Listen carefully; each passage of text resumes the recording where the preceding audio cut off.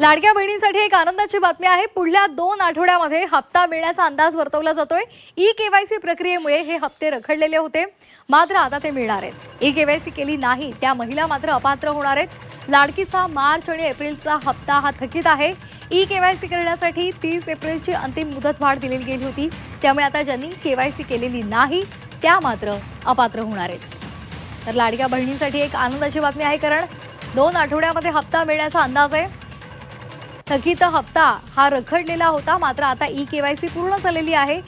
ते साधारणपणे रोज 4 ते 5 लाख महिलांचे ई-केवायसीची प्रक्रिया ही साईटवर पूर्ण होत आहे. साधारणपणे 1 कोटीपेक्षा जास्ती महिला आज बऱ्यापैकी त्यांचं ई-केवायसीची प्रक्रिया झालेली आहे. ज्यांच्या पतीचं निधन झालेलं आहे किंवा वडिलांचं निधन झालेलं आहे किंवा डिवोर्स असतील, म्हणजे एकल महिला असतील, त्यांच्यासाठी आम्ही वेबसाईटवर एक ऑप्शनच्या संदर्भातलं एक वर्किंग करत आहोत की त्यांच्या पतीचं किंवा वडिलांचं जर निधन झालं असेल तर त्यांचं डेथ सर्टिफिकेट किंवा डिवोर्स झाला असेल तर ते डिवोर्सचे पेपर्स अपलोड करण्याच्या दृष्टिकोनातून हे आम्ही तिथं ऑप्शन्स तयार करत आहोत.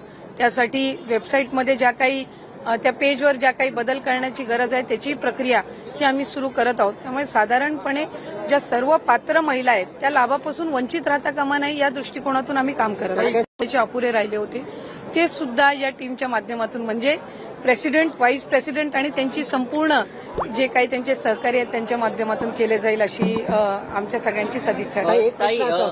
याने ही निवडणूक लढली पाहिजे, पण राजकारणाने घुसखोरी केलेला आहे याच्यामध्ये. कितपत वाटतं राजकारणी का रस घेतात त्याच्यामध्ये? नाही, मला वाटतं साधारणपणे प्रत्येक वेळेला राजकारण्यांनी रस घेतलं म्हणजे ते काही इथं राजकारणासाठीच नसतं. काही चांगल्या पद्धतीचे निर्णय सुद्धा क्रिकेटर्सच्या आणि माजी क्रिकेटर्ससाठी सुद्धा या एमसीएच्या संपूर्ण आपण जर बघितलं तर या कालावधीमध्ये झालेल्या आहेत. तर आपण या ठिकाणी बघितलं की स्वतः मंत्री महोदय नेमके काय म्हणालेले आहेत. त्यानंतर इथे सगळ्यात मोठा प्रश्न म्हणजे जो आहे ना, हा मार्चच्या हप्त्याबद्दल आहे.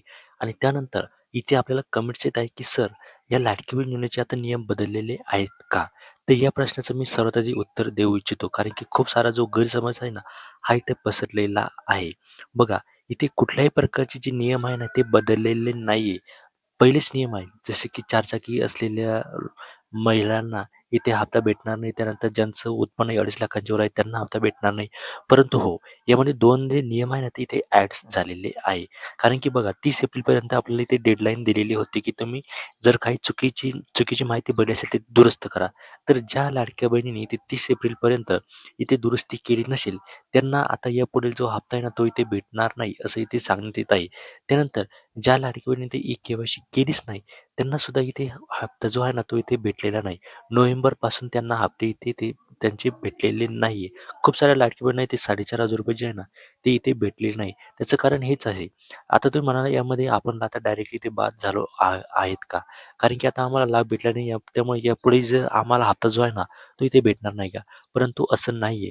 आपल्याला इथे सांगितलेलं आहे की दरवर्षी लाडक्या बहिणींना इथे ई-केवायसी करणे ते बंधनकारक आहे. त्यामुळे आपल्याला दरवर्षी ते चान्स भेटणार आहे. जूनमध्ये आपल्याला ते चान्स भेटणार आहे आणि जूनमध्ये चान्स भेटल्यानंतर जसे आपण ई-केवायसी करू तशी आपली पुन्हा पडताळणी होणार आहे. आणि त्या पडताळणीमध्ये जर आपण पात्र झालो तर त्यापुढील जे हप्ते ना ते आपल्याला इथे सुरळीत सुरू होणार आहे.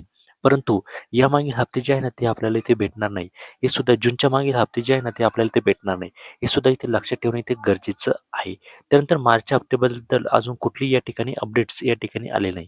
कुठल्याही प्रकारचं जी-आर आहे ना तो इथे आलेला नाही. त्यामुळे जसा जी-आर येईल तसं तुम्हाला या चॅनलच्या माध्यमातून इथे कळवण्यात येईल. त्यामुळे जर तुमच्या आणखी काही कमेंट्स असेल तर ते तुम्ही आम्हाला कमेंट्समध्ये विचारू शकता. धन्यवाद. जय महाराष्ट्र.